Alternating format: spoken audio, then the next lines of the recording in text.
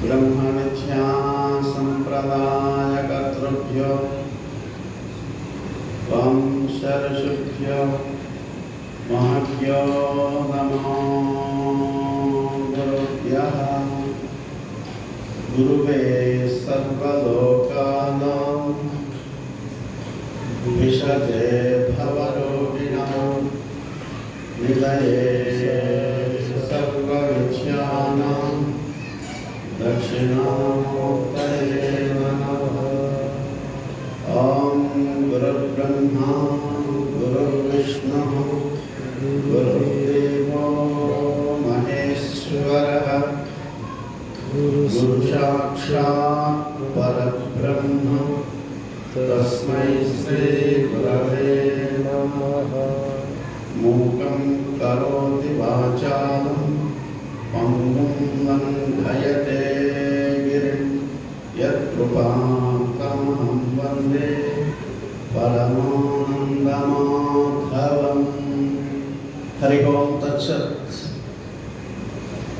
క్షేత్రాధిపతి అయినటువంటి అవధూత పరదేశప్ప స్వాముల వారి యొక్క పాదపద్మముల శిరష్టాంగ దండ ప్రణామాలు అర్పిస్తూ ఇక్కడికి వచ్చిన భాగవత భక్తులు భాగవతాగ్రగణ్యులు అందరికీ కూడా పేరు పేరుగా హృత్పూర్వక నమస్కారం తెలియజేస్తూ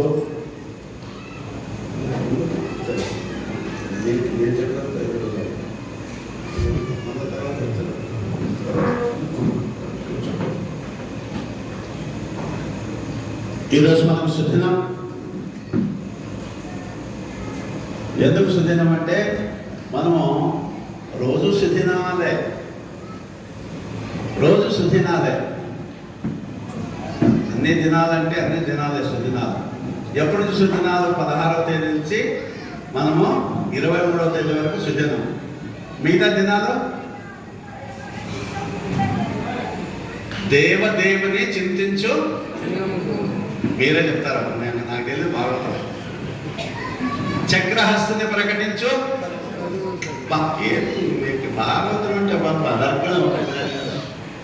కుంభినీదవ మీదగా చెప్పండి తండ్రి గురు ఏది గురువు తండ్రి హరి చేయమన్నాడు. తండ్రి తండ్రి అని చెప్పేసి తండ్రి హరి చేయమంటాడు. గురువు ఏం చేస్తాడు? దైవాన్ని బ్రహ్మజ్ఞానాన్ని తెలుసుకోవాలని చెప్పేసి అంటాడు. మనం ఇక్కడికి అందరికి వచ్చాం. ఈరోజు కాదు సుదినం. ఏ రోజైతే భగవత్ చింతన చేస్తామో ఆ రోజే సుదినం. ఇంకా మిగతానే సుదినాలు కాదు, తద్దినాలు అంట. ఏంటంటే మిగతానే తద్దినాలు.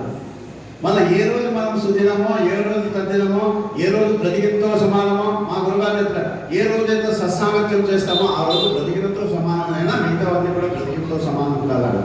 మన వెంకటరెడ్డి గారు అంత వయసు ఉందంట. ఒక ఆయన అడిగినట్ట, నీ వయసు ఎంత అంటే నాకు 12 అంట. ఆయన 70 80 కూడా 86 ఉన్నామంట. బా ఏం చెప్తున్నాడు చూడండి. దేనికి? ఎంగరెడ్డికే నీకా? మనకు ఇప్పుడు చెప్పాలి నాకు సమాధానం. ఎంగరెడ్డి గారు, ఎంగరెడ్డికి 86 నీకా? మన ఇంతవరకు ఏమి చెప్తావు? ఎంగరెడ్డికి 86 అని చెప్తాము. వెంకటరెడ్డికి ఈ దేహానికి 86 సంవత్సరాలు అయితే నీకా? అతను ఒకసారి చెప్పాడంట 12 ఏంటి అని చెప్పినా, నా 12 సంవత్సరాలు అన్నా. అందరూ ఆశ్చర్యపోయినట్టు అంటే అన్నారంట, చూడబ్బా నా జీవితంలో సత్సాంగత్యం చేసిన దినాలు లెక్క పెడితే 12 ఏంటే, మిగతా నా ఉన్నావే ఇంకా మిగతావే 66 ఏళ్ళ ఎంత ఉంది కదా ఇంకా మిగతా అదంతా నిష్ప్రయోజనం. దాన్ని ఎందుకు చెప్పుకోవాలనుకోండి. మనం ఎంత బాగా చెప్తున్నాం చూడండి, ధీమాగా 86 ఏళ్ళని. దేనికి? దేహానికి. ఇంకో విషయం చూడండి, ఇది మృత్యువు దగ్గరైతుంది అని మాత్రం ఎవరు బాధపడడం లేదు చూడండి. నాకు ధీమాగా చెప్పుకుంటాం 86 ఏంటి, 80 ఏంటి, 90 ఏంటి. అదే క్షణ క్షణము మృత్యువు దగ్గరికి వెళ్తుంది ఈ దేహము. నేను ఎవడో తెలుసుకోలేదు చూడండి. నేను ఎవడును తెలియదు. పేరు చెప్తాం, ఊరు చెప్తాం, పలానా వ్యక్తి అని చెప్తాం, హోదా చెప్తాం, కులం చెప్తాం, జాతి చెప్తాం. నీవెవడో తెలియదు. అది తెలుసుకోవడానికి శాస్త్రము గురువులు. ఊరికే కాదు, గుడ్డిగా మనం చదవచ్చు ప్రతి విషయం కూడా. శంకరాచార్య వారు ఒక మాట అంటారు, శరీరం స్వరూపం తథావా కళత్రం దిశస్య ధనమేర్తుల్యం గురోరగ్రపద్మే తతక్యం తతక్యం తతక్యం అని చెప్పేసి చెప్పారు. శరీరం నీకు సౌందర్యంగా ఉండొచ్చు, నీ భార్య సుందరంగా ఉండొచ్చు, అన్ని వేదములు వేదాంగాలన్నీ కూడా చక్కగా నీవు అధ్యయనం చేసి ఆకలింపు చేసుకోవచ్చు, మీరు పర్వతమంత ధనం సంపాదించవచ్చు. కానీ గురువు యందు మనస్సు లగ్నం లేకపోతే అవన్నీ నిష్ప్రయోజనమే నిష్ప్రయోజనమే నిష్ప్రయోజనమే నిష్ప్రయోజనమని 4 సార్లు శంకరాచార్య వారు పూర్వష్టకంలో చెప్పాడు. మనం ఇక్కడి నుంచి పత్తికొండ వరకు సున్నా పెట్టేసామనుకో వరుసగా విలువ నాగేశ్వర గారు విలువ లేదు. దానికి ఎప్పుడు విలువ అవుతుంది? ఒకటి పెట్టి సున్నా పెట్టు, దానికి విలువ. ఇంకో సున్నా పెడితే, కానీ మనం ఒకటి పెట్టుకోండి ఎవరు పెట్టుకున్నామా? నేను నేను నేను అనేవి పెట్టుకున్నాం. అవునా కాదా? ఇవన్నీ మీరిద్దరే చెప్పాలి. ఇప్పుడు ఉపన్యాసం చెప్తున్నారు కాబట్టి మీరు పెద్ద వివరణ గారు చెప్పాలా, నేను చెప్పాలి. ఆ నేను ఎక్కడ పుడతాను? అసలు నేను అంటే ఎవడయా?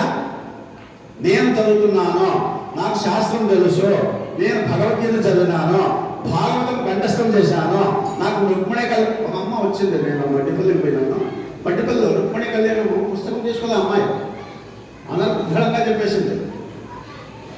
మట్టిపల్లిలో నేను చూశాను. కానీ విషయం అంతా కూడా వాడు కోర్టులో ఎంత పోలీస్ స్టేషన్లో వ్యవహారం స్వామి మాకు ఏం చెప్తామంటే అది మొదలొచ్చి మొదట చూడండి, చక్కగా మన జీవిత గమ్యాన్ని చేరాలంటే, మనం ఆనందమయ జీవితాన్ని గడపాలంటే ప్రధానంగా యద్యదాచరతి శ్రేష్ఠ. నీవు కొద్దిగా ఏదైతే చదువుకున్నావో దాన్ని కొంతలో కొంత ఆచరిస్తే చాలు, మిగతాదంతా కూడా మనకు చెప్తా అంటాడు. నీవు టన్నంతా సత్గ్రంథాలు చదవచ్చంట, ఒక ఔన్సంతా ఆచరించకపోతే నిష్ప్రయోజనం అని వివేకానంద స్వామి వారు చెప్పారన్నమాట. నేను ఏ విధంగా చూస్తున్నాను ఈ ప్రపంచాన్ని, వ్యక్తులను ఏ దృష్టితో చూస్తున్నాను, స్త్రీలను మాతృమూర్తితో చూస్తున్నానా, నేను పేద దానికి తారతమ్యం లేకుండా చూస్తున్నా, కుల మతాలకు అతీతంగా నేను నా యొక్క దృష్టిని ఏ విధంగా మార్చుకున్నాను. జ్ఞానం దృష్టిమయం జగత్తు. నీ దృష్టిని బట్టే జగత్ అంతా ఉంటుంది, నీ భావనను బట్టే వస్తువులన్నీ ఉంటాయి. ఇప్పుడు మనం వెళ్తాం చూడండి, ఇంతవరకు కూడా భాగవత భక్తులు అయిపోతాం. తర్వాత ఏ భక్తులు అయితామో మనకు తెలియదు కొంతమంది. అంటే మీరందరూ అట్లవడం కాదు. మన ఇంకో విషయం నేను చాలా సంతోషపడవలసింది ఏమిటంటే, మన పత్తికొండ ప్రాంతంలో ఆ ప్రాంతంలో అట్టేకల్ గ్రామంలో మరి మీరు భాగవత సప్తాహం పెట్టారంటే ఇదంతా పునీతమైనట్టే అనే విషయాన్ని మాత్రం నేను ప్రత్యక్షంగా చెప్తాను. పోయినసారి కూడా మాకు మన అగ్రహారం వీరయ్య గారు చెప్పారు, మేము అట్టేకల్లో పెట్టాం స్వామి, వాళ్ళు ఈ విధంగా మేము కూడా వాళ్ళకి సలహా ఇచ్చాము అట్లా. అంటే చాలా సంతోషం వీరయ్య గారు, వాళ్ళు చాలా సంతోషం.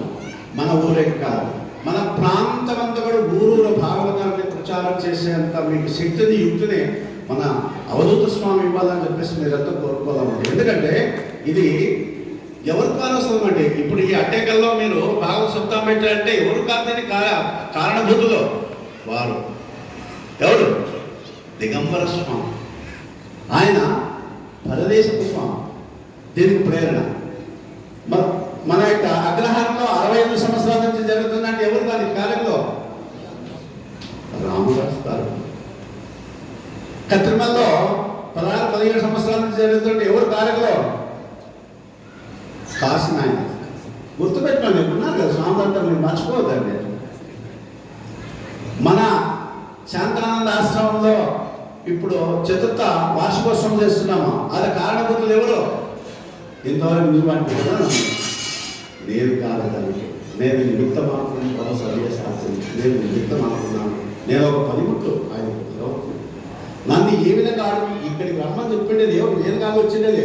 ఆయన బొమ్మయా పోవయా అడిగి అట్టే కదంటే సరే అని చెప్పేసి 3 రోజుల నుంచి ప్రయత్నం చేస్తే నేను ఆయన గురునాథ మళ్ళీ ఎట్లా ఆజ్ఞిస్తామంటే ఈరోజు పోమైనా రేపు వేరే కార్యక్రమం ఉంది కదా నీకు అంటే చెప్తే వచ్చిన. నేను ఆయనకి ఎవరు? సేవకుడు, దాసుడు. మొదట చూడండి, నాయకుడు కావాలంటే ఏం చేయాలా? సేవకుడు కావాలి. శంకరుడు కావాలంటే ఏం చేయాలా? కింకరుడు కావాలి.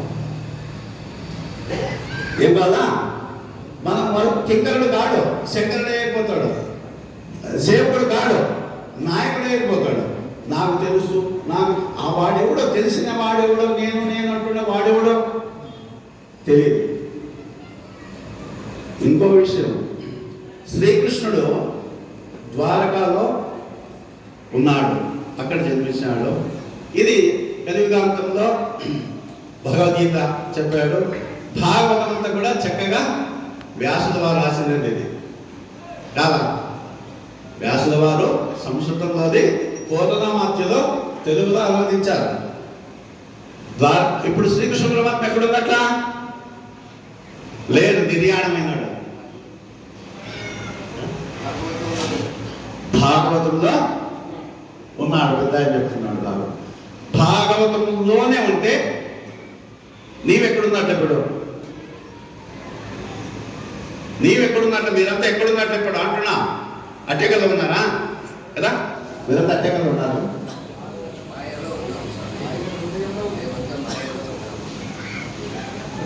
అట్టే కళ్ళు కూడా శ్రీకృష్ణులో ఉంది. శ్రీకృష్ణుడు నీలో ఉన్నాడు.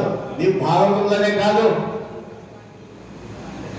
మచ్చిత్త మద్గత ప్రాణాహ బోధయంత పరస్పరం కథ ఎంతస్యమాం నిత్యం తుష్యంతి చ రమంతి చ అని చెప్పేసి వచ్చాడు. ఆ భగవంతుని యొక్క లీలలు ఎవరైతే కూడా ఎప్పుడు భగవంతునికి శరణాగతి అయితే నీవు చేయవలసిన పని ఒకటి ఉండదండి. కాలేదు మనం శరణాగతి, ఊరికే అంటున్నాము, శరణాగతి అయినట్లుగా చేస్తున్నాము. అయితే నీవు చేయవలసిన పని ఒకటి లేదు, ఆయన చూసుకుంటాడు. అయినామా మనం శరణాగతి ఎప్పుడైతే అయితే భగవంతునికి ధారాదత్తం చేసేసేయాలంట. మచ్చిత్త మద్గత ప్రాణాహ. ఏంటేంటివి? నీ ప్రాణములన్నీ కూడా ఆయనకు ధారాదత్తం చేయాలంట.